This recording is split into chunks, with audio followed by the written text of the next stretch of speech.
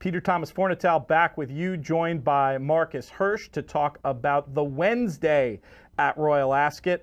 And it kicks off with a race that gives the USA quite possibly our very best chance of winning a race at Royal Ascot this year, and that's the Queen Mary. Marcus, what are your thoughts on this race? Well, this is Wesley Ward's race. It was the first race he won there with Jealous Again in 2009, I think, and then he's also won it 2 of the last 3 years with Acapulco and then Lady Aurelia's amazing performance. And I mean, Chelsea Cloisters I mean, in the U.S. especially, she's going to get pounded. There's no value at all. But I do think, she looks like the right type to me. Her Keeneland race, she did everything right. She broke from the rail. She was, professional from the gate. A lot of natural speed while going comfortably, always balanced, and just drew off 1 by 8 in a fast time. Looked well within herself doing that. She's worked on grass several times, and the trainer Wesley Ward said she worked fine even on soft ground. She seems to get over everything. The reason he does so well, Pete, in these 2-year-old races is his horses are just usually more advanced than the Europeans. They're better out of the gate. They're stronger. They're faster. And she might be the same sort of horse. It won't be at all surprising if she's prominent from the start and wins to Frankie Dettori. We have the video of the debut from Chelsea Cloisters to show. One thing that really impressed me here is with a lot of these Ward horses, they come out of the gate so strongly, and then they just do sort of enough in the lane. I really like that Chelsea Cloisters was fast and faster than average at every single stage of the race and delivers this stylish performance that we're seeing on screen here now. Against a field of this size, we're seeing, what did we see on there as a predicted starting price? I think that was maybe a bookmaker's price of 9 to 4. Now, for those that can bet and trade, perhaps watching overseas, there might be an opportunity there. Happy Like a Fool in this race last year, I feel like was regarded sort of similarly, ended off actually amazingly going off at odds on, just got turned over in this spot by Heartache. So I know what you're saying about no value, but for those that can lock in a price at least, would you consider the 9 to 4? Yeah, I think she's better than Happy Like a Fool personally. I mean, I think this is a better horse. So yeah, I mean, you won't see that here, but if she's as good as she seems to be, even considering the number of runners, all she has to do is break, because a lot of these horses are not going to break well. If she breaks and is prominent, it's going to give her every advantage. One of the local team I was taking a long look at, and it seemed like was pretty well fancied in the market, is Shades of Blue for Clive Cox. Not sure if you got a chance to see that one, but a bit of a sectional upgrade on the clock, a good gallop out. The form of the race seems to be working out well. That seemed like one of the others if you were thinking about a USA style exacta to try to beef up your price here. Did you have any thoughts on any of these local runners, or is it really going to be a case of watching for you?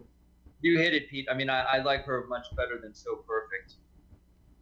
Yes, So Perfect ran last time, and I think it was a day, if I'm remembering it right, it was a day with a headwind and had plenty of cover and still didn't really run back to the promise of the debut. It's hard to know with these O'Briens. Sometimes they will take leaps and forwards between starts, but So Perfect looked well short enough in the betting. It seemed like there must be a story there to be as short as that.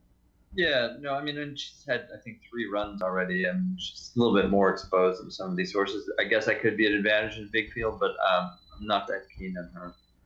Let's move on and talk about the Prince of Wales for a minute. Let's start this one with the video this time, watching Cracksman last time at Epsom. And this was a race I had backed the horse and was in the process of throwing the ticket away and wondering if it wasn't a case of his being like a little bored with the game or something, that it took him so late to get going. However, subsequently, we've heard the story about perhaps he smashed his head or smashed his face in the gate and was dazed the first half of the race. I don't know, Marcus, what do you make of this performance, and what do you make of Cracksman in this year's Prince of Wales? Well, the other story was he gets unbalanced going downhill on that portion of the Epsom course, and that's fair. I mean, this horse doesn't have the most beautiful, natural, fluid way of going, and before he got good, that was very much the case. I mean, in the Epsom Derby last year, he just didn't ever look totally comfortable in the race at all. I mean, he's odds on. He's tough for me to oppose. I got to tell you. I mean, I think we just saw him in his low point there, where he nipped that 40-1 shot Salomon, who I thought ran a pretty good race. They were well clear of the rest of the field. There's just not. There's nothing compelling in here to me. I mean, do you want Poet's Word at 4-1 or something? I mean, Cracksman, granted, it was soft ground, 1.25 miles, not 1.5 miles, but he annihilated this horse. You know, Poet's Word in the Champion Stakes last year, and Poet's Word is just not. I mean, I just don't think the horse has any upside. We know what all these horses are, and Cracksman should just win at a short price. He's a fun horse to watch. I think he's really good, and I'm just interested to see what he does the rest of the year, just aside from a betting perspective.